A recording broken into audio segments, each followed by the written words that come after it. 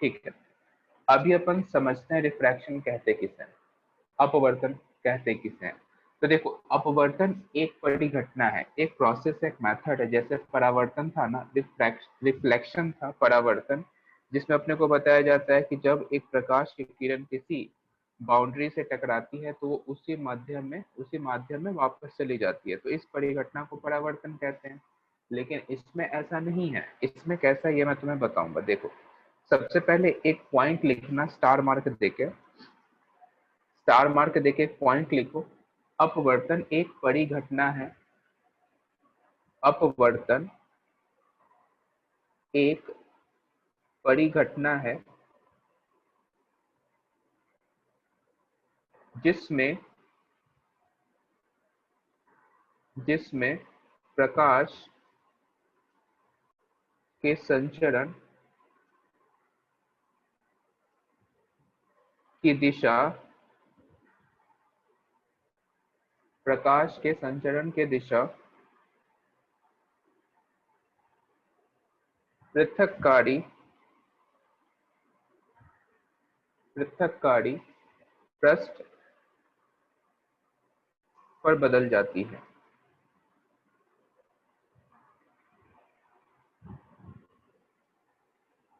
जब यह एक माध्यम से जब यह एक माध्यम से दूसरे माध्यम दूसरे माध्यम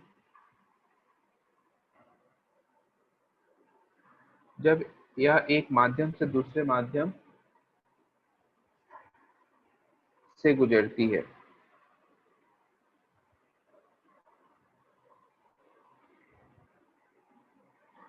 यह है फर्स्ट पॉइंट, मैंने लिख भी दिया है। अपवर्तन एक बड़ी घटना है जिसमें प्रकाश के संचरण की दिशा पृथक्कारी पृष्ठ पर बदल जाती है जब यह एक माध्यम से एक माध्यम जब यह एक माध्यम से दूसरे माध्यम में प्रवेश करती है। क्या लिख दिया? जब एक माध्यम से दूसरे माध्यम में प्रवेश करती है या दूसरे माध्यम से गुजरती है, चलेगा। जब एक माध्यम से दूसरे माध्यम से गुजरती है, अच्छा नहीं लग रहा है। जब एक माध्यम से दूसरे माध्यम जब एक माध्यम से दूसरे माध्यम से गुजरती है, ठीक है, चलेगा। तो देखो, अपवर्तन है क्या, सिंपल समझो। अपवर्तन जिसमें क्या होता है कि कोई पृथक्कारी का मतलब क्या होगा कि कोई एक क्लियर बाउंड्री है, राइट। अब जैसे मैं यहाँ पे मैं कर दो एक माध्यम से दूसरे माध्यम में, ठीक है, लिख लो दूसरे माध्यम में, लेकिन अच्छा नहीं लग रहा यार, दूसरे माध्यम में गुजरती है। यार देख लेना यार, जो तुम्हें सही लगे कर लेना। दूसरे माध्यम में जाती है, ठीक है, ये भी लिख सकते हैं, ठीक है। देखो, तो सिंपल समझो, पृथक्कारी पृष्ठ ये है, मतलब ये क्लियर बाउंड्री है जो एक दूसरे को सेपरेट करती है, प्रवेश करती है। यार लिख लो यार, प्रवेश करती है, ले, जिसको जो लिखना है लिख ले। तो समझो, ये कोई एक माध्यम फर्स्ट है, सपोज करो माध्यम फर्स्ट, और ये है कोई माध्यम सेकंड। मुझे नहीं पता कौन सा विरल है कौन सा सघन है, मुझे कुछ नहीं पता। बस मैं सिंपल ये तुम्हें कहना चाह रहा हूँ कि माध्यम एक से माध्यम दो में प्रवेश करती है। तो जैसे प्रवेश करेगी तो क्या होगा, जैसे लाइट मान लो इस तरीके से आती है, हो सकता है कि ऐसे मुड़ जाए, है ना। अपने को नहीं पता कौन सा विरल है कौन सा सघन है, सिंपल तुम्हें बताया गया। तो ये जो डिफ्लेक्शन, ये जो अपने पाथ को चेंज हुआ ना, इसी को अपन क्या कहते हैं, अपवर्तन।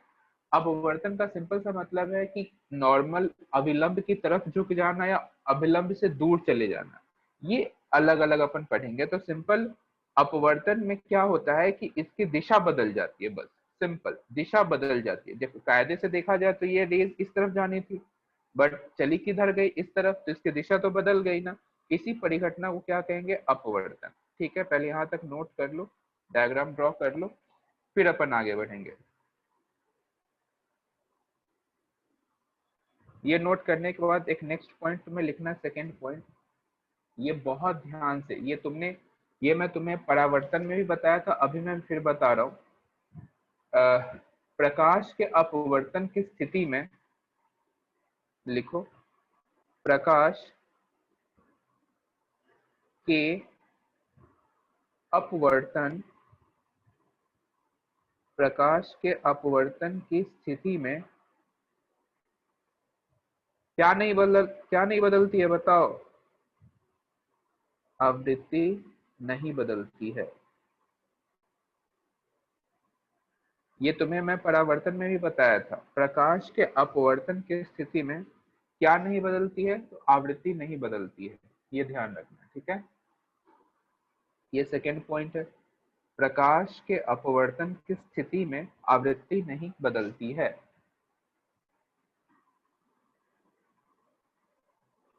ये था सेकंड पॉइंट।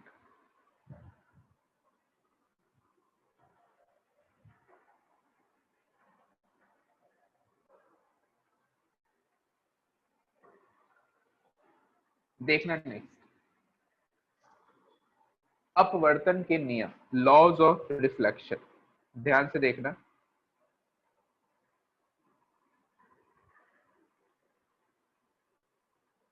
लॉज ऑफ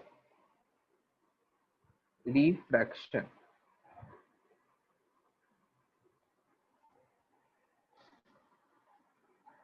देखो, लॉज ऑफ रिफ्रैक्शन हिंदी में क्या कहेंगे बताओ? अपवर्तन के नियम।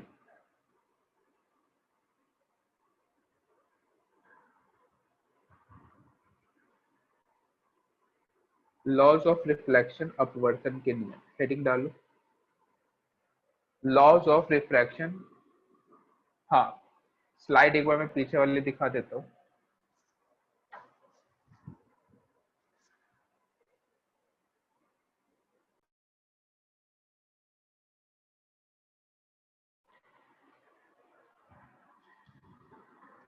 देखना, लॉज ऑफ रिफ्रैक्शन। अब इसमें है क्या? अपवर्तन के नियम। जैसे परावर्तन में दो नियम पढ़े थे, वैसे इसमें भी है। किसी को याद है? कोई बताना चाहेगा तो मैसेज करो, उसे मैं अनम्यूट करूंगा। कोई बताना चाहता है क्या क्या नियम है, बताओ? 12th में पढ़े होगे। गौरव, गौरव बताना चाहता है। ठीक है गौरव, मैं तुम्हारा माइक ऑन करता हूँ, तुम बताना, ठीक है?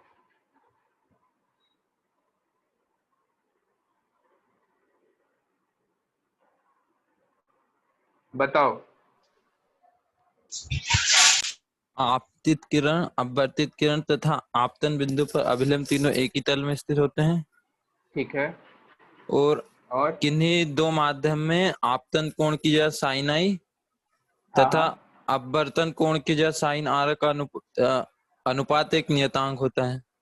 और ये नियतांक क्या होता है? ये नियतांक सही से याद नहीं है माध्यम सर। के अपवर्तनांक के बराबर होता है, यही स्नेल का नियम है।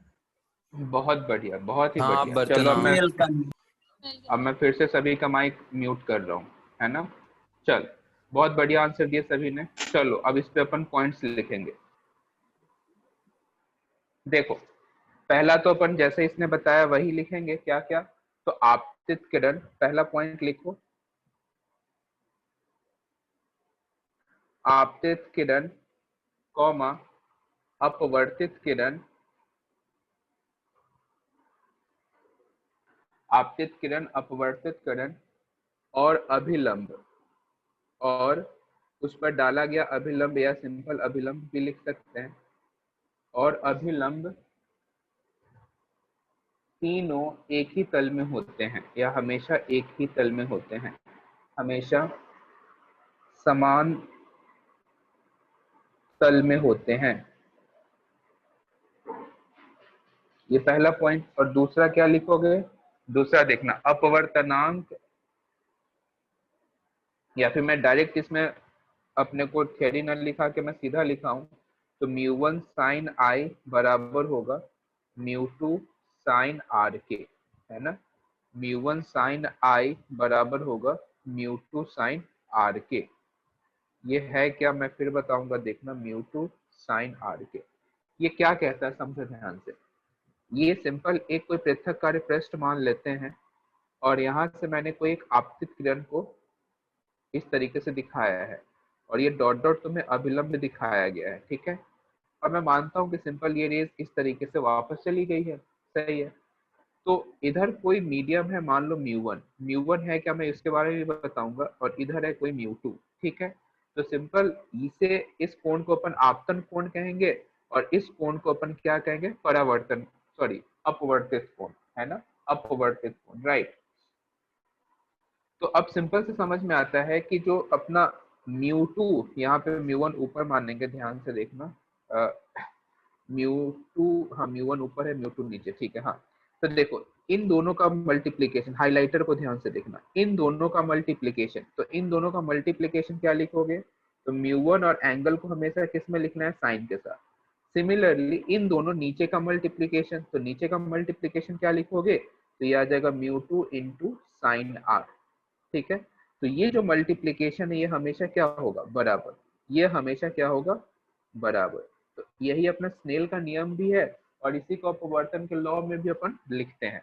तो सेकेंड लॉ है क्या, म्यू वन साइन आई बराबर म्यू टू साइन आर। इसको तुम चाहो तो ऐसे भी लिख सकते हो, sine i upon sine r equals to mu two upon mu one. तुम चाहो तो इसे ऐसे भी याद कर सकते हो, ठीक है, तुम्हें जो सुविधा लगे उस तरीके से याद कर सकते हो। तो ये है लॉज ऑफ रिफ्लेक्शन के दो पॉइंट। पहला पॉइंट है क्या, आपतित किरण, अपवर्तित किरण और उस पर डाला गया अभिलंब, तीनों एक ही तल में होते हैं। और दूसरा, म्यू वन साइन आई बराबर है म्यू टू साइन आर के। इसमें किसी को कोई डाउट हो तो प्लीज मुझे बता दें, नोट कर लो।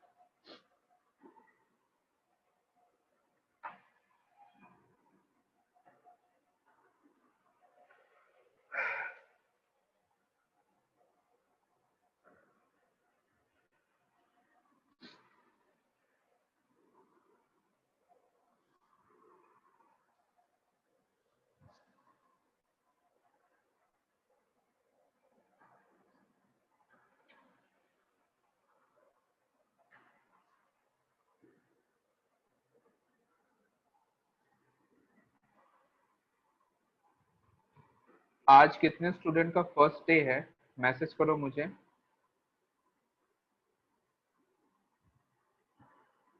आज कौन कौन से स्टूडेंट का फर्स्ट डे है मेरे लेक्चर में।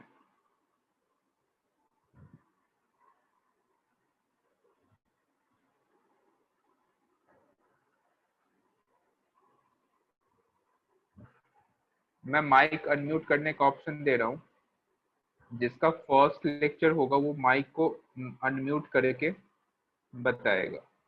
आज किस किस का फर्स्ट डे है।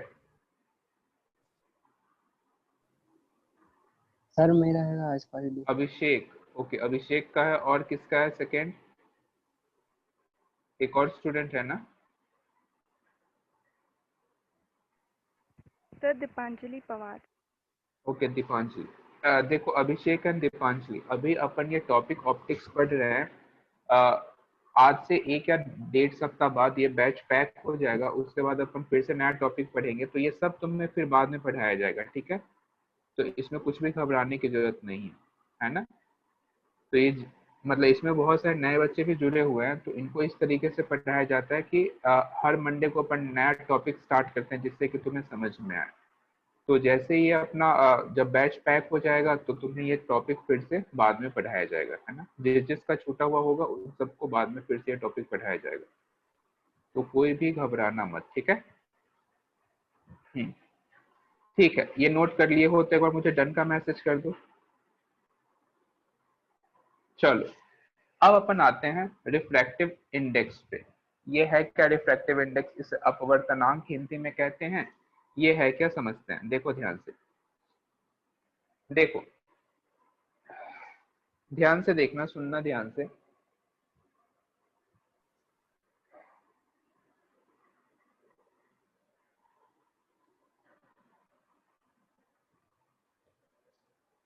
रिफ्रैक्टिव इंडेक्स,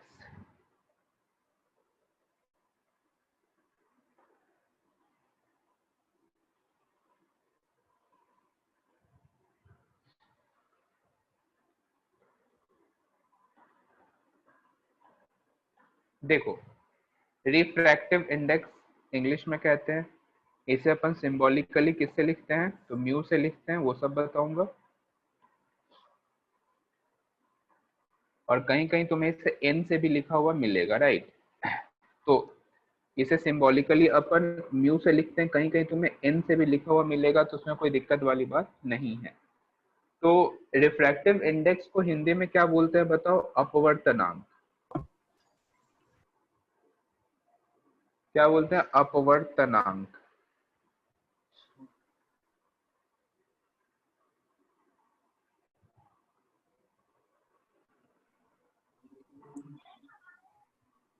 है ना, अपवर्तनांक इसे हिंदी में बोलते हैं रिफ्रैक्टिव इंडेक्स को।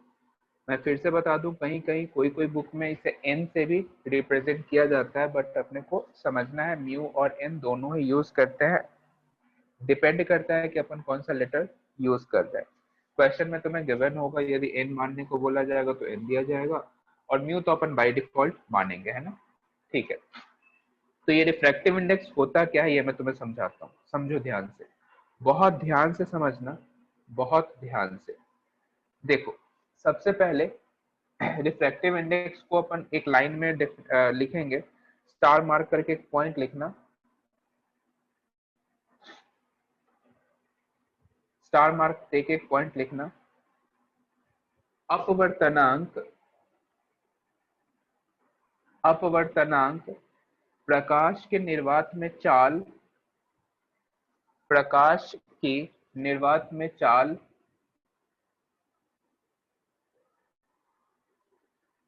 प्रकाश की निर्वात में चाल तथा प्रकाश की किसी अन्य माध्यम में चाल के अनुपात, प्रकाश की चाल, प्रकाश के किसी अन्य माध्यम में चाल, सॉरी, प्रकाश के किसी अन्य माध्यम में चाल, चाल के अनुपात के रूप में परिभाषित करते हैं, अनुपात के रूप में परिभाषित करते हैं।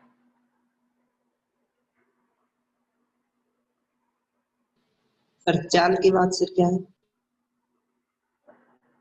किसी प्रकाश की किसी अन्य माध्यम में चाल के अनुपात के रूप में परिभाषित करते हैं।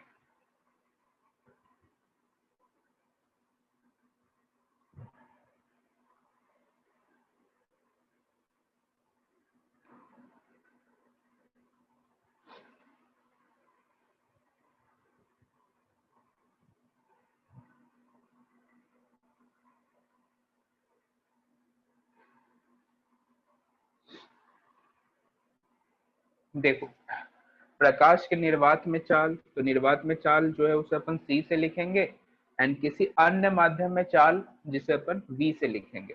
तो मैं इस तरीके से सी अपॉन वी को क्या म्यू कह सकता हूँ, बिल्कुल कह सकता हूँ। सी होता कितना बताओ, सी तुम्हें पता होगा 3 × 10⁸ मीटर पर सेकेंड। और तुम्हें यह भी पता होगा कि लाइट की सबसे ज्यादा स्पीड किसमें होती है, निर्वात में। हवा में भी अपन लगभग इतना ही मानते हैं, वो इसलिए मानते हैं क्योंकि हवा का रिफ्रैक्टिव इंडेक्स अपन लगभग 1.08 ऐसा मान लेते हैं, तो अपन कहते हैं कि लगभग बराबर है। बट ठीक है, निर्वात और हवा के लिए अपन रिफ्रैक्टिव इंडेक्स कितना मानेंगे, 1। ये तुम्हें क्वेश्चन में नहीं गिवन होगा, ये तुम्हें खुद अज्यूम करके चलना है, ठीक है। समझो, अब सिंपल से सिंपल अपन कुछ एग्जांपल्स मैं तुम्हें समझाता हूँ। तो देखो, इतना मुझे समझ में आता है कि किसी अन्य माध्यम में प्रकाश की चाल तो निर्वात से तो कम होगी ना। इसका क्या मतलब है कि म्यू हमेशा 1 से बड़ा या उसके बराबर होगा। ये बात बताओ, समझ में आया तुम्हें? क्योंकि अपने को पता है कि लाइट की सबसे ज्यादा स्पीड कहाँ पे होती है, निर्वात में। उसके अलावा कोई ऐसा मटेरियल ही नहीं है जिसमें लाइट की स्पीड निर्वात से ज्यादा हो। इसका सिंपल सा मतलब है कि म्यू जो होगा वो हमेशा 1 या 1 से ज्यादा होगा। 1 कब होगा, जब निर्वात की बात कर रहे हो, और 1 से ज्यादा तो हर जगह ही होगा। क्या बात समझे? तो सिंपल अपन समझेंगे कि म्यू ऑलवेज ग्रेटर देन किससे है, 1 से। अच्छा, तुम्हें मैंने एक पॉइंट अभी बताया था, क्या, कि जब प्रकाश अपवर्तन की परिघटना में एक माध्यम से दूसरे माध्यम में जाती है तो आवृत्ति चेंज नहीं होती, फ्रीक्वेंसी नहीं बदलता है। तो फ्रीक्वेंसी नहीं बदलता है, तो इसके बेसिस पे अपन कुछ पॉइंट लिखने वाले हैं, समझना। तुम लोगों ने ये पढ़ा होगा कि इतने से लंबाई को अपन एक लैम्डा बोलते हैं, पता है क्या? एक तरफ दैर्ध्य Yes, बोलते हैं, sir. इसे 1 लैम्डा बोलते हैं। Yes sir. ये सभी ने पढ़ा होगा। हाँ, अब मान लो इसकी चाल है v, सपोज करो चाल क्या है v के बराबर, तो इतने इतने डिस्टेंस को कवर करने में जो समय लगता है उसे अपन आवर्त काल कहते हैं, कैपिटल sir. टी कहते हैं, है ना? तो तुम्हें पता है कि दूरी बराबर क्या होता है? चाल इंटू समय, पता है सभी को? दूरी बराबर क्या होता है? चाल गुणे समय। तो दूरी है कितना? लैम्डा, चाल है कितना? v, और समय है कितना? t। तो क्या मैं lambda equals to v into t लिख सकता हूँ क्या? सोच के बताना। अब जैसे मैं lambda equals to v into t लिख सकता हूँ, समझना, तो मुझे पता है कि लैम्डा बराबर v और 1 बाई टाइम को अपन फ्रीक्वेंसी कहते हैं, तो क्या मैं टाइम को 1 अपॉन फ्रीक्वेंसी लिख सकता हूँ? ये जो मैंने लिखा है अभी तक तुम्हें क्या समझ में आया? ध्यान से देखो, मैंने सिंपल क्या कहा कि टाइम पीरियड यानी कि 1 अपॉन टाइम पीरियड होता है फ्रीक्वेंसी, जिसे अपन आवृत्ति कहते हैं। ये फ्रीक्वेंसी को अपन चाहे तो ऐसे भी लिख सकते हैं, आवृत्ति, है ना? तो ये अपने को समझना है, इसे अपन आवृत्ति कहते हैं। तो ये अपने पास लैम्डा का एक टर्म बन जाता है। पहले तुम यहाँ तक नोट करो, फिर आगे बताता हूँ।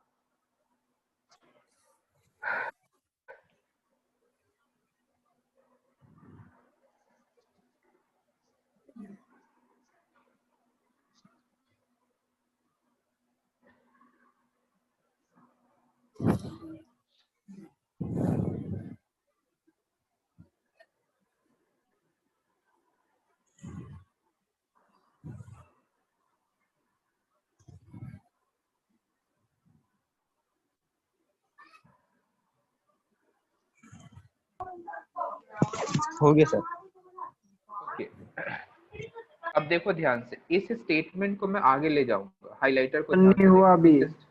हाँ, आराम से, अभी मैं वेट करूंगा, डोंट वरी।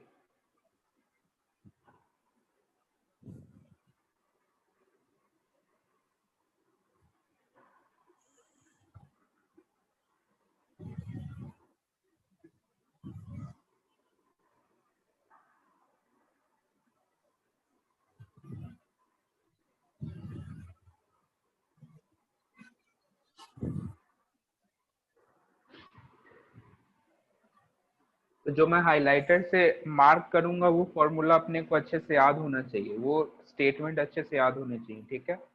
म्यू है क्या?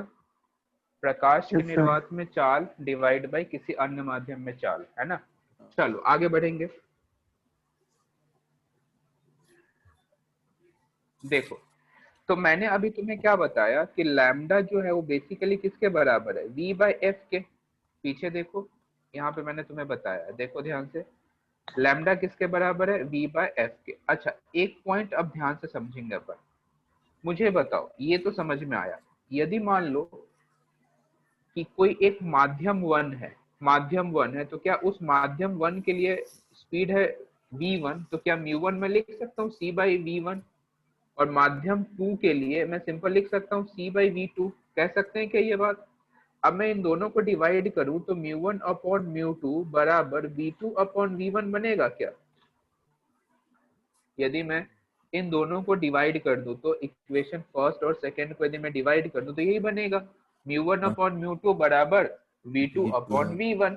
अच्छा, एक बात और ध्यान से समझना, सिमिलरली यहाँ पे यदि मैं तुम्हें कहूं कि फ्रीक्वेंसी बराबर, तो तुम कहोगे सर v बाय लैम्डा, और मैं ऐसा लिख सकता हूँ, देखो v1 अपॉन लैम्डा 1 बराबर v2 अपॉन लैम्डा 2। ऐसा मैं क्यों कह रहा हूँ? क्योंकि मुझे ऐसा बोला गया है कि जब अपवर्तन होता है तो आवृत्ति चेंज नहीं होती है। इसका मतलब कि v1 अपॉन लैम्डा 1 का जो रेशियो है वो पहले और बाद के बराबर होगा, क्योंकि ये आवृत्ति है तो ये भी तो आवृत्ति ही तो है। क्या बात समझे तुम इधर से? है ना? अब तुम एक पॉइंट नोटिस करोगे कि अब मैं चाहूं तो v1, हाँ, अब मैं चाहूं तो v1 v2 को एक तरफ लाता हूं, तो v2 अपॉन v1 बराबर हो जाएगा लैम्डा अपॉन लैम्डा 1 के। ध्यान से देखो, अब मैं इन दोनों को मिक्स करूं तो इन दोनों को मिक्स करने के बाद मैं ये डायरेक्ट लिख सकता हूँ v2 अपॉन v1 बराबर है म्यू1 अपॉन म्यू2 के, म्यू1 अपॉन म्यू2 के, और ये बराबर है लैम्डा 2 अपॉन लैम्डा 1 के। तो ये मेरा एक फाइनल रिलेशन आ जाता है जो मुझे याद रखना ये काफी इंपॉर्टेंट है। एक बार देखो ध्यान से, किसी को कोई से स्टेप में डाउट है तो प्लीज मुझसे पूछो। कैसे कैसे किया ये तुम्हें समझ में आना चाहिए।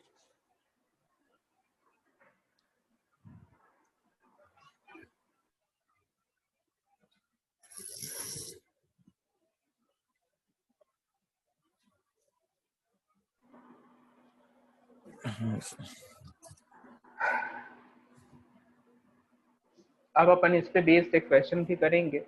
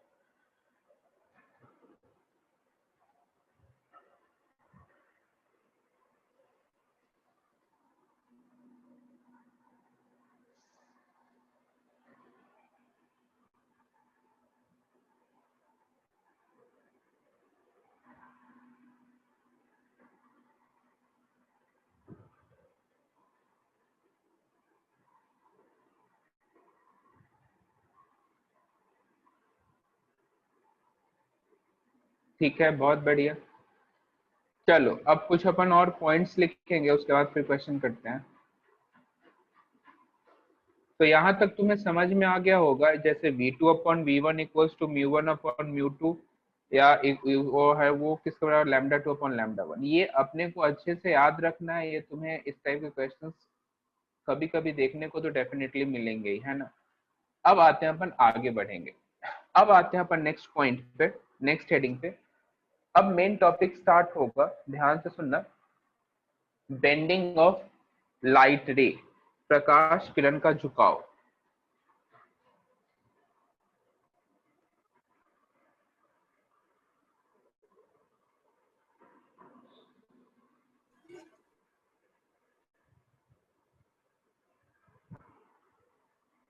बेंडिंग ऑफ लाइट रे, प्रकाश किरण का झुकाव, समझना ध्यान से। केस फर्स्ट की बात करेंगे, तुम सभी को पता होगा ये केस। यदि प्रकाश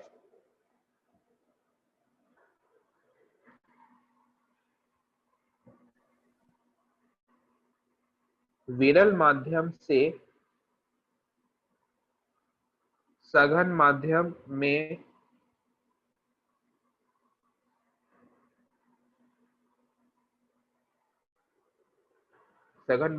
गुजरता है। देखो, यदि प्रकाश विरल माध्यम से सघन माध्यम में गुजरता है, अब सोचो ध्यान से। बिल्कुल सही बोल रहे हो, बिल्कुल सही। अब पहले मैं इसका डायग्राम ड्रॉ करूंगा। ये ऊपर जो माध्यम है ना, ये अपना है विरल माध्यम, और नीचे है क्या, सघन। तो यदि मैं इसका μ1 मानता हूं और इसके लिए यदि मैं μ2 मानता हूं, तुम मुझे बताओगे μ1 ज्यादा होगा या μ2 ज्यादा होगा। μ2, है ना, क्योंकि हाँ सघन माध्यम का, है ना, क्योंकि सघन माध्यम का रिफ्रैक्टिव इंडेक्स ज्यादा होता है। ठीक है, समझो ध्यान से। तो ये जैसे मैं लिखता हूं तो मुझे बताया जाता है, समझो ध्यान से, ये मान लो अभिलंब है, और इधर मैंने प्रकाश की किरण इस तरीके से मैं लेके आता हूँ, ऐसे। ध्यान से देखना।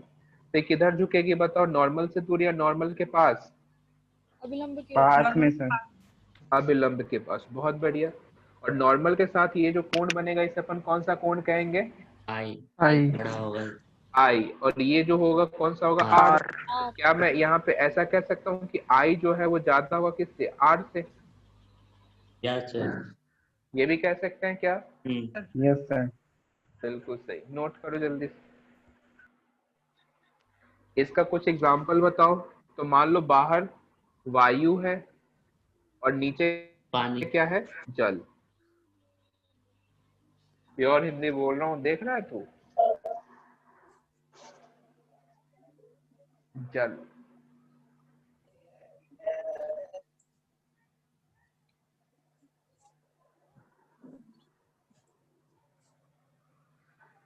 इस किरण को अपन आपतित किरण कहेंगे।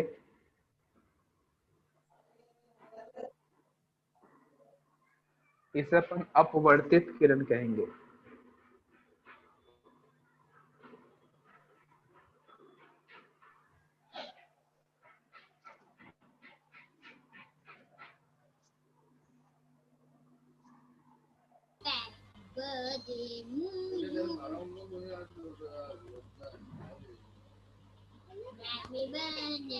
इसका बर्थडे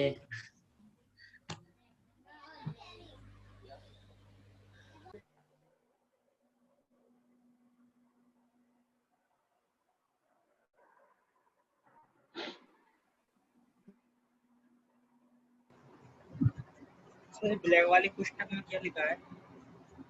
ब्लैक वाले कोष्टक में mu i greater than mu r. ये जो आई है ना, आई देखो हाइलाइटर से, आई, ये जो आई है ये लिखा हुआ है, आई कोण आई बड़ा है किससे? कोण आर से। कौन है ये? हाँ, ये इससे अपन कोण का सिंबल कहते हैं ना, नहीं क्या? नहीं वो टेढ़ा है थोड़ा। अब समझ जा यार, एक्चुअली इसमें अपन हाथ सही से नहीं बैठता है ना। म्यू आई, ये जो कोण आई है ये ग्रेटर है किससे? कोण आर से।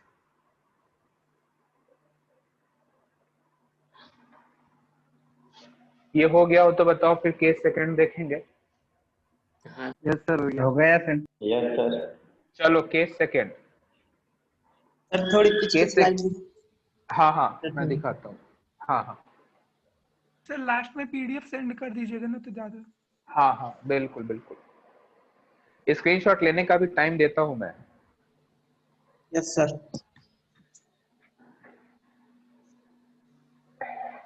चलो आगे बढ़े। Yes sir. देखो अब आता है केस सेकंड। केस सेकंड में है क्या बताओ? यदि प्रकाश, इसमें कोई प्रकाश तो नहीं है ना इस क्लासरूम में? नो सर, नहीं है। नहीं है। और प्रकाश की किरण भी कोई नहीं होगी? नहीं नहीं है सर। यदि प्रकाश सघन से विरल माध्यम में जाता है, देखना ध्यान से, प्रकाश अब किधर से किधर जाएगा? सघन से विरल में। सघन जिसको अपन म्यू1 कहेंगे, विरल जिसको अपन म्यू2 कहेंगे, ठीक है?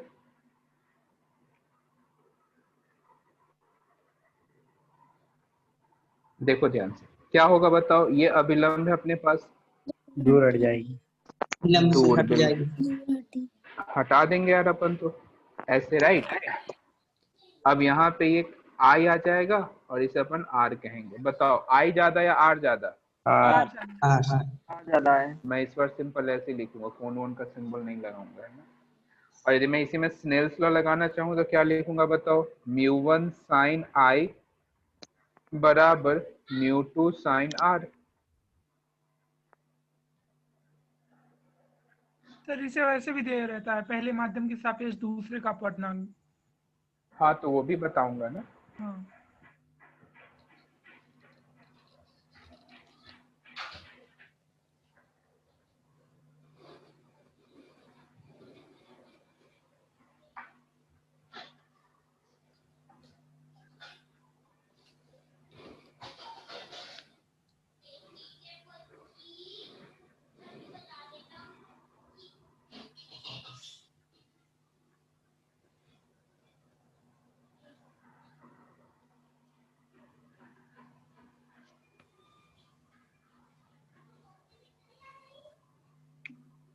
हाँ बिल्कुल सही, बिल्कुल सही।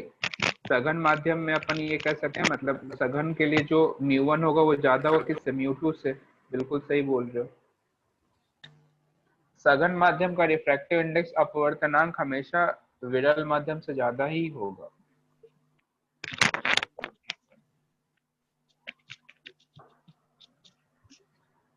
चलो अच्छा, एक पॉइंट इसमें ये बताना था मुझे, इन केस कभी कभी क्वेश्चन में ऐसे लिखा रहता है, इसका क्या मतलब है? इसका क्या मतलब है? एक के इसका सापेक्ष मतलब दूसरे होता का है, अपवर्तनांक। के सापेक्ष दूसरे का अपूर्णांक। हाँ इसमें मिस्टेक करोगे। इसका मतलब होता है पहले माध्यम, माध्यम 2 का अपवर्तनांक अपवर्तनांक, पहले के अपवर्तनांक, हाँ एक के सापेक्ष। माध्यम 2 का अपवर्तनांक, माध्यम 2 का अपवर्तनांक 1 के सापेक्ष, इसका ये मतलब होता है, यस सर, समझे? Yes sir. ये जो देख ये 2 है ना, तो इस 2 का ही होगा और किसके सापेक्ष होगा? 1 के। इसको एक तुम के चाहो तो सापेक्ष। ऐसे भी लिख सकते हो, μ2 अपॉन μ1 भी लिख सकते हो इसी टर्म को, ठीक है, समझे ना? इसी को अपन सेम ऐसे ही पढ़ेंगे, माध्यम 2 का अपवर्तनांक, माध्यम 2 का अपवर्तनांक 1 के सापेक्ष।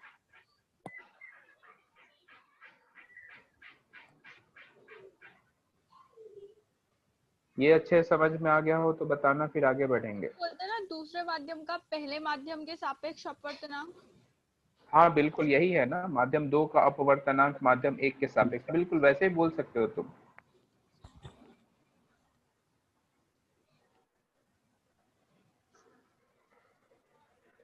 और इसे ऐसे भी लिखते हैं, ये ध्यान रखना ये बात, μ2 अपॉन μ1 का मतलब क्या होगा? Refractive index of 2 with respect to 1।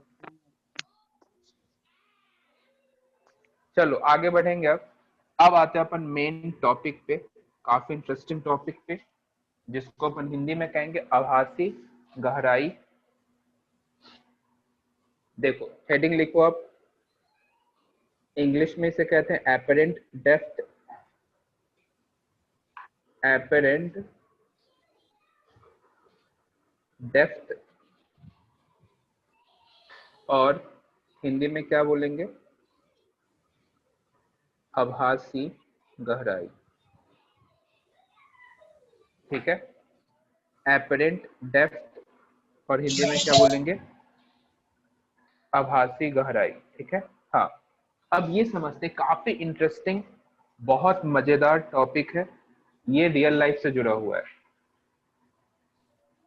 Real life से कैसे जुड़ा हुआ है बताओ, इसका कुछ एग्जांपल, बहुत सारे एग्जांपल है, बताओ जल्दी से। पानी का। सर पेंसिल बिल्कुल, वाला। पेंसिल ग्लास वाला, सिक्का डला। हाँ हाँ सर। बिल्कुल पानी का। बिल्कुल, हाँ सर ना बिल्कुल बिल्कुल नदी का बिल्कुल जल ऊपर दिखाई देता है। बिल्कुल सही, बिल्कुल सही। कोई पानी वाला डांस तो नहीं ना समझ रहे हो? वो नहीं है, वो दूसरा नो है। सर वो नहीं। नहीं डांस नहीं, सीधी चटक कुछ भाग पानी में डूबा होने पर वो हाँ वीडियो दिखाई बिल्कुल सही, बिल्कुल सही। नहीं मुझे लगा कहीं समझने लग गए हो, तो ये ऐसा नहीं समझना है। देती। तो नीचे का पेंदा पेंदी जिसको जो बोलते हैं ना, वो ऊपर उठा हुआ प्रतीत होता है, ये अपन Yes, इसको sir. देखते हैं ना। हाँ सर। चल चल बिल्कुल सही। सब बर्तन में देखता है सर, पानी भर दो तो। हाँ वही तो। बिल्कुल। सर चलो उसमें ध्यान से छड़ी डालते देखना, हैं तो वो तिरछी दिखाई देती है। ये भी बिल्कुल सही बोला है तू, बिल्कुल सही। हाँ बहुत बढ़िया ऑब्जर्वेशन है तुम लोगों का। देखो ध्यान से, यहाँ पे मान लो ये है क्या? कॉइन, सिक्का, ठीक है, समझो ध्यान से। और पहले मैं एक बार डायग्राम प्रॉपर तरीके से ड्रॉ कर लेता हूँ, फिर मैं तुम्हें सब कुछ एक्सप्लेन करूंगा, है ना। देखना ध्यान से, मेन डायग्राम अच्छे से ड्रॉ होना ऑप्टिक्स में बहुत जरूरी होता है। डायग्राम अच्छे से ड्रॉ हो गया मतलब तुम्हारा आधा काम वहीं पे खत्म हो जाता है। इसलिए डायग्राम अपन बहुत अच्छे से, बहुत सुंदर तरीके से, जैसे तुम हो वैसे ही ड्रॉ करना है ना, एकदम सुंदर सुंदर, ठीक है। इधर ये ऑब्जेक्ट कहेंगे, इसे अपन इमेज कहेंगे, इसे अपन ए कहेंगे, इसे अपन बी कहेंगे, ठीक है। और इधर सपोज करो कि पानी भर दिया हुआ है या फिर कोई लिक्विड मीडियम, इस तरीके से, ठीक है, ऐसे। अब बहुत ध्यान से सुनना, बहुत ध्यान से, बहुत ध्यान से सुनना। यदि मैं तुमसे कहूं कि इस पे अभिलंब डालो, तो तुम कहोगे सर अभिलंब ये रहा आपके पास, ये ऐसे है ना। मैं तुमसे कहूंगा कि मुझे इसमें आई कोण बताओ, आई, तो तुम कहोगे सर आई तो ये होगा, है ना।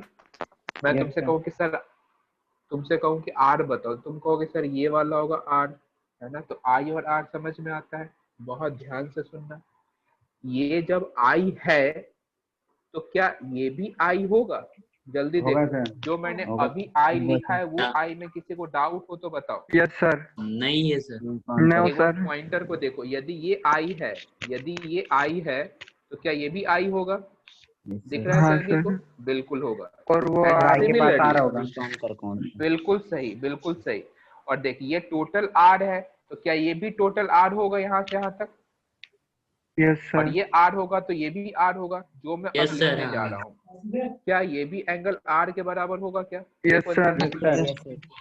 बहुत बढ़िया। अब यदि मैं मानता हूँ कि सिक्के को मैंने डी डेप्थ में रखा हुआ है, कितना? डी डेप्थ में, तो मुझे कहाँ दिखाई दे रहा है? तो एआई पे दिखाई दे रहा है। इस एआई को मैं क्या कहूंगा? D apparent. क्या कहूंगा बताओ? D apparent. इसी को अपन आभासी गहराई भी कहेंगे हिंदी में, बट इंग्लिश में से क्या लिखते हैं? डी एपरेंट, DAPP, है ना? अच्छा, अब मैं जो जो ट्रायंगल तुम्हें बोलूंगा उस ट्रायंगल को तुम ध्यान से देखो। मैं बात कर रहा हूँ ट्रायंगल ABI। ध्यान से देखो, ट्रायंगल ABI। अब इस ट्रायंगल में यदि मैं तुमसे कहता हूँ, इस ट्रायंगल में मैं तुमसे कहता हूँ कि मुझे ना तुम tan थीटा बताओ, tan R बताओ, तो tan R क्या लिखोगे? AB upon AI। Yes sir. अच्छा, AB किसके बराबर है? तो AB तो AB के बराबर है, और AI की जगह मैं क्या डी एपरेंट लिख सकता हूँ? Yes sir. अच्छा, सुनना ध्यान से।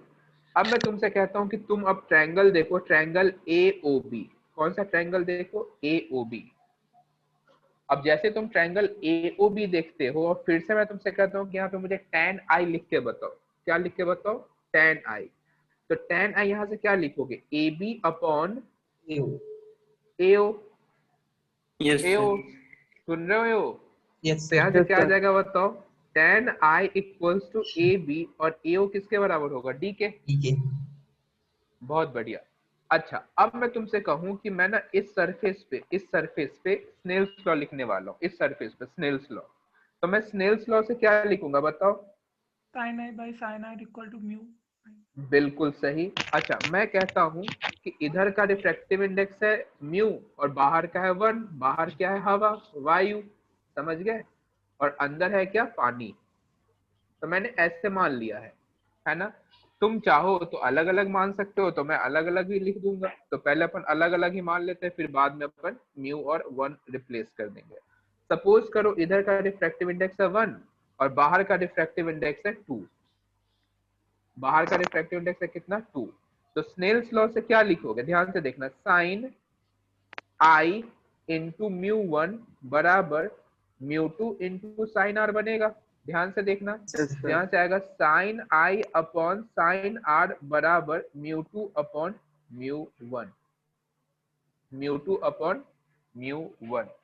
यहाँ तक किसी को डाउट हो तो बताओ। No sir. नहीं, बिल्कुल सही बात है। अच्छा, मुझे एक बात बताना, जब तुम कभी पानी में सिक्का देखते हो तो कहाँ से देखते हो? तिरछा देखते हो कि उसके लंबवत होके देखते हो? कैसे होके देखते हो बताओ? तिरछा तो बहुत ज्यादा तिरछा होके देखते हो कि एकदम कम तिरछा होके देखते हो? थोड़ा कम के थोड़ा सर सीधे ही देखते हैं। कम सर। मतलब लगभग, हाँ बिल्कुल। सुनो सुनो, बिल्कुल सही बोल रहे हो, तुम सीधे ही देखते हो, बट वो ज्यादा अंतर नहीं रहता है, उसके जस्ट आसपास ही रहते हैं अपन, ऐसा नहीं कि एकदम दूर से। हाँ, तो क्या मैं इस चीज को ये कह सकता हूँ कि अपना जो थीटा है वो कम है? तो क्या मैं ऐसा लिख सकता हूँ, for small theta sine theta किसके बराबर होगा? tan थीटा के। बोलो। Yes sir. तो फॉर स्मॉल थीटा के लिए मैं ये लिखना चाहूँ तो क्या मैं इसी इक्वेशन को ऐसे लिख सकता हूँ क्या? tan I upon tan R। ध्यान से देखना, tan I upon tan R बराबर म्यू 2 अपॉन म्यू 1 के। इक्वेशन सेकंड बोलो जल्दी से, है ना? अच्छा, अब तुम इन दो को ध्यान से देखो, इन दो को जो अपन ने पहले सॉल्व किया था। यदि मैं इन दोनों को डिवाइड करके लिखना चाहूँ तो tan I upon tan R बराबर, देखना ध्यान से, बराबर यहाँ से आ जाएगा डी एपरेंट अपॉन डी आएगा क्या? ध्यान से देखो, यस मैं सर। हाइलाइटर यूज करूंगा, इन दो इक्वेशन को देखना है, तो इन दो इक्वेशन से क्या अपन ये लिख सकते हैं, क्या बोलो जल्दी से। इसमें किसी को डाउट तो नहीं है ना? नो नहीं है सर। सर, लिख सकते हैं। हाँ, अब ये लिख सकते हैं। Yes, जैसे ये sir. लिखते हैं और फिर अपने पास एक ये दो इक्वेशन है, इन दो को अपन कंबाइन करें तो अपने को कुछ रिजल्ट तो दिखेगा। Yes sir. तो पहले यहाँ तक नोट करो, फिर आगे बढ़ते हैं। पहले यहाँ तक नोट करो।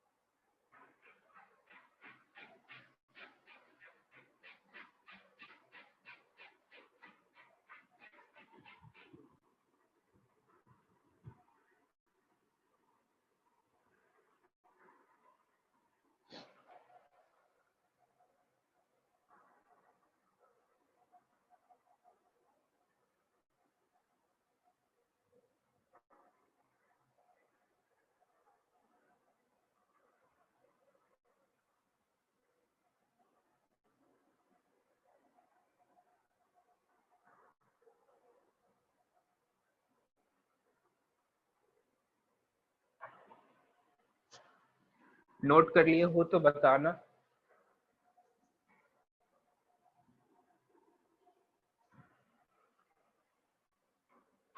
डायग्राम बहुत अच्छे से ड्रॉ करना है ना, डायग्राम बहुत इंपॉर्टेंट है।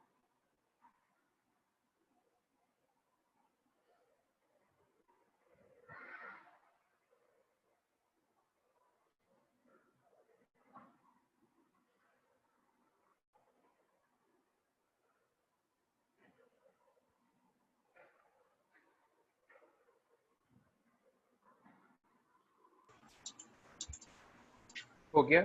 देखो अब मैं साइड में लिख रहा हूं, इसी में साइड में इधर देखना ध्यान से। क्या मैं ऐसा लिख सकता हूं क्या? ध्यान से देखना, डी एपरेंट अपॉन डी बराबर म्यू2 mu upon two mu. Upon mu one, है ना? तो डी एपरेंट क्या बनेगा? Mu two upon mu one into D. Into D. सोचो, इन केस मैं मानता हूं कि बाहर वाले जो मीडियम है यानी कि म्यू टू जो है वो एयर है, तो क्या ये वन से रिप्लेस होगा? और अंदर है क्या? वाटर। तो वाटर है तो इसका रिफ्रैक्टिव इंडेक्स कितना होगा? म्यू, है ना? तो ध्यान से देखना, इसको मैं इधर लिख रहा हूं, तो क्या मैं डी एपरेंट बराबर सिंपल डी बाई म्यू लिख सकता हूं क्या? देखो ध्यान से। Yes sir.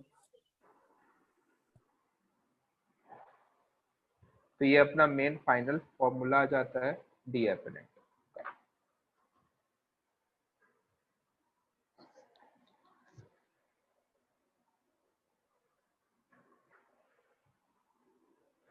ये पोर्शन सभी को अच्छे से समझ में आ गया हो तो मुझे यस का मैसेज करेंगे। रिपीट, कौन सा पार्ट रिपीट करूं जतिन? सर ये अभी जो करा था ये। हाँ अभी जो करा था, देखो इसमें देखो ध्यान से, हाइलाइटर को ध्यान से देखना, हाइलाइटर को देखो, ये वाली इक्वेशन और इस इक्वेशन को ध्यान से देखो। तो इन दो इक्वेशन को जैसे तुमने ध्यान से देखा तो क्या मैं tan i तो दोनों में है, tan i by tan r दोनों में है, तो क्या उसके हेल्प से मैं लिख सकता हूँ डी एपरेंट बराबर होगा μ2 अपॉन μ1 के? देखो ध्यान से, लिख Yes, सकते हैं क्या? अब बस हाँ। इसी से अपन ने सॉल्व कर लिया। मान लो मैं तुमसे कहता हूँ कि जो बाहर वाला μ2 है वो μ2 एयर हो जाए, एयर होगा तो उसका रिफ्रैक्टिव इंडेक्स कितना होगा? 1 है ना, तो μ2 1 से रिप्लेस हो जाएगा, और वाटर है तो म्यू से रिप्लेस हो जाएगा, सिंपल। अब अपन ने सिंपल इसीलिए इनको ऐसे ऐसे फॉलो करके और ये अपना फाइनल यहाँ पे आ जाता है। देखो ध्यान से। अच्छा इसमें मैं थोड़ा इरेज कर रहा हूँ, इसका यदि किसी को स्क्रीनशॉट लेना है तो जल्दी से ले लो, इसमें मैं कुछ मिटाने वाला हूँ। कोई स्क्रीनशॉट लेना चाहता है तो जल्दी से ले लो।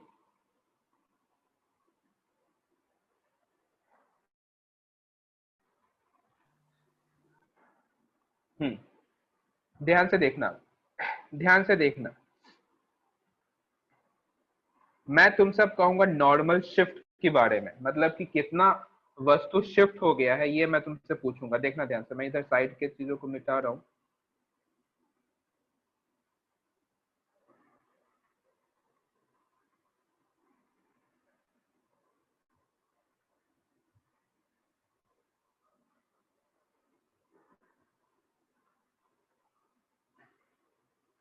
देखना ध्यान से, तुम ध्यान से देखो ध्यान से।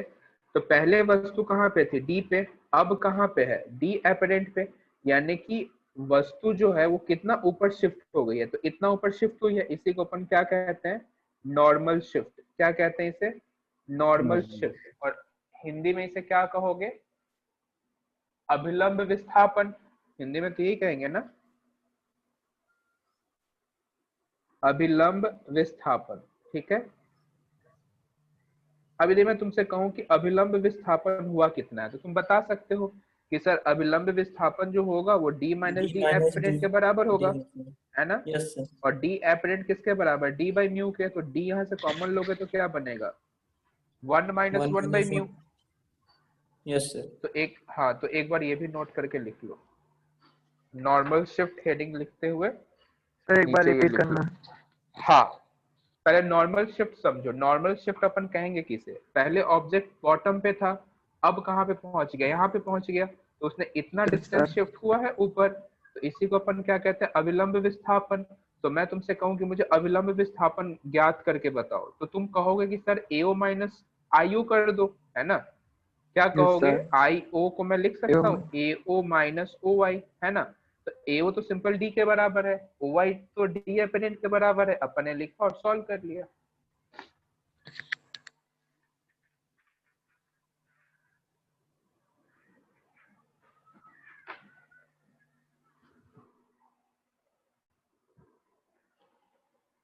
इसमें किसी को डाउट है तो बताओ।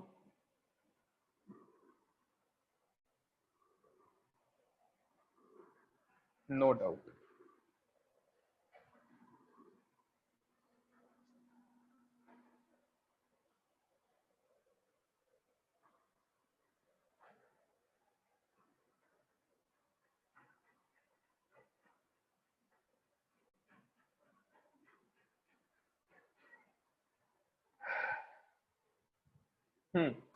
एक क्वेश्चन लिखेंगे। सर ये अभिलंब विस्थापन को आभासी गहराई भी बोलेंगे? हाँ कह सकते हैं। आभासी गहराई तो देखो, आभासी गहराई तो सिंपल ये हुआ डी एपरेंट, है ना? डी एपरेंट हुआ अपना आभासी गहराई, ये समझो। ये अभिलंब विस्थापन कहने का मतलब कि यदि मैं पानी को हटा देता तो वस्तु पॉइंट कहाँ दिखती? उसके सतह पे, बट वो सतह से ऊपर आ गई है, तो कितना ऊपर आई? तो सिंपल अपन जो हाइट है उसी को अपन एपरेंट शिफ्ट कह देते हैं। गहराई जितना बचा है, समझे ना? आभासी गहराई डी एपरेंट आभासी कहेंगे। विस्थापन का। हाँ ये आभासी विस्थापन कह सकते हो तुम इसे, या आभासी उठाव। हाँ उठाव भी कह सकते हो, बिल्कुल सही बात। एक क्वेश्चन लिखो, एक टैंक में 15 सेंटीमीटर ऊंचाई तक, एक टैंक में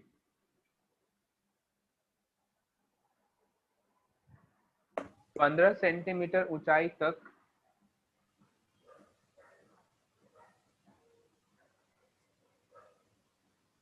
पानी भरा हुआ है।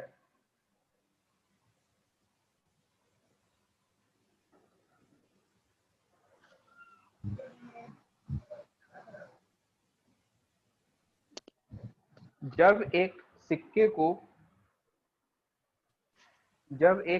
को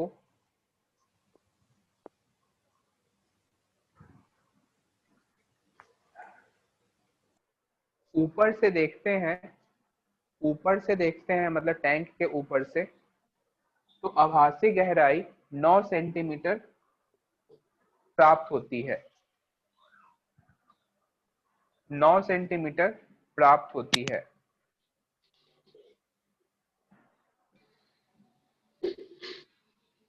अच्छा एक मिनट रुकना। तुम्हें ये क्वेश्चन लिखा था ना, एक टैंक में 15 सेंटीमीटर ऊंचाई तक पानी भरा हुआ, ये लिखे हो ना, पानी को काट के द्रव लिख लो, द्रव है ना। पानी को काट के क्या लिख लो, द्रव। पानी को काट के द्रव लिख लो, ठीक है। हाँ, फिर से बोल दीजिए।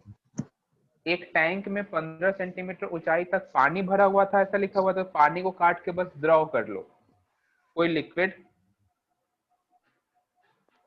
जब एक सिक्का को ऊपर से देखते हैं तो आभासी गहराई 9 सेंटीमीटर प्राप्त होती है। आभासी गहराई 9 सेंटीमीटर प्राप्त होती है। तो द्रव का अपवर्तनांक ज्ञात कीजिए। तो द्रव का अपवर्तनांक ज्ञात कीजिए।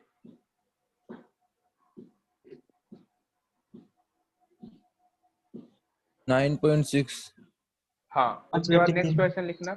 उसका नेक्स्ट क्वेश्चन, यदि द्रव के स्थान पर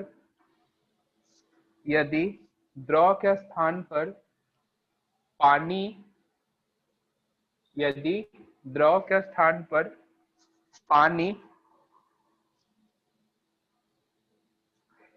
पानी प्रयुक्त किया जाता है तो आभासी गहराई क्या होगी। यदि द्रव के स्थान पर पानी प्रयुक्त किया जाता है तो आभासी गहराई क्या होगी। एक आंसर सही आंसर।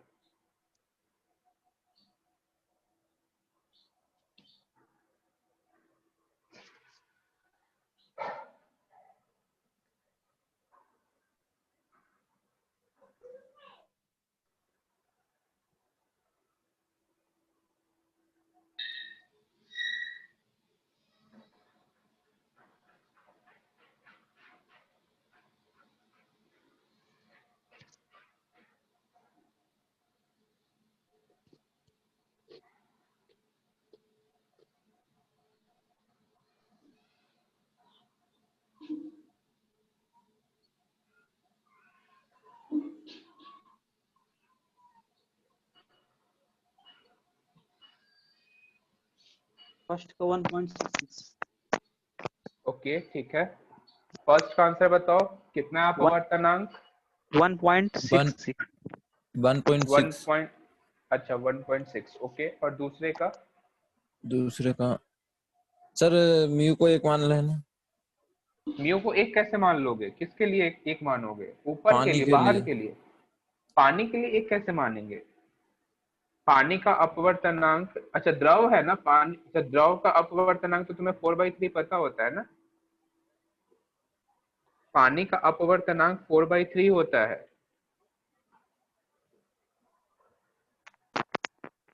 पानी का, हाँ, पानी का अपवर्तनांक 4/3 होता है।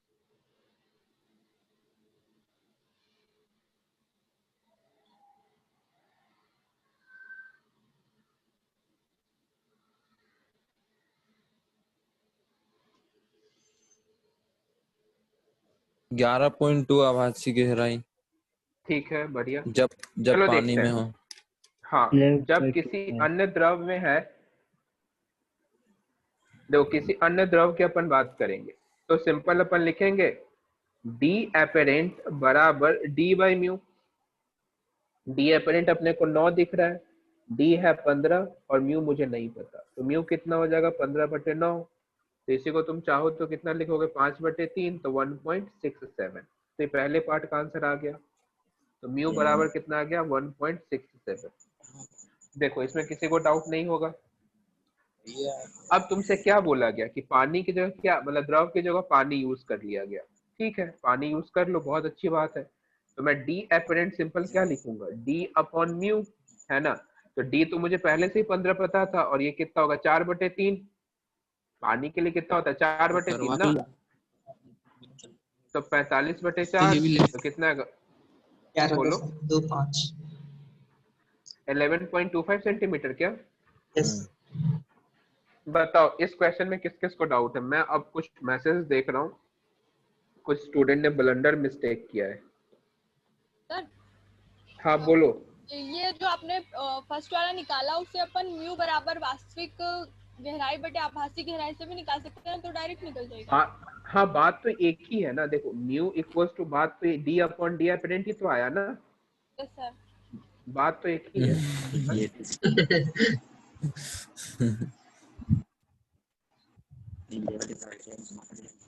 अब मैं खबर लेता हूँ, किस किस का खबर लूंगा बताता हूँ मैं।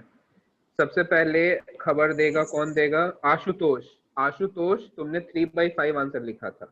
क्या सोच के आंसर तुमने 3/5 लिखा था। वो सब प्रिंट मिस्टेक है। ये अच्छा तरीका है। मैंने भी पहले 3/5 लिख दिया था सर। हाँ लेकिन उसके जस्ट नेक्स्ट मैसेज में 5/3। सर मैंने किया सबसे पहले 5/3। बहुत लोगों का आंसर नहीं आया है। पीयूष आ गया पीयूष।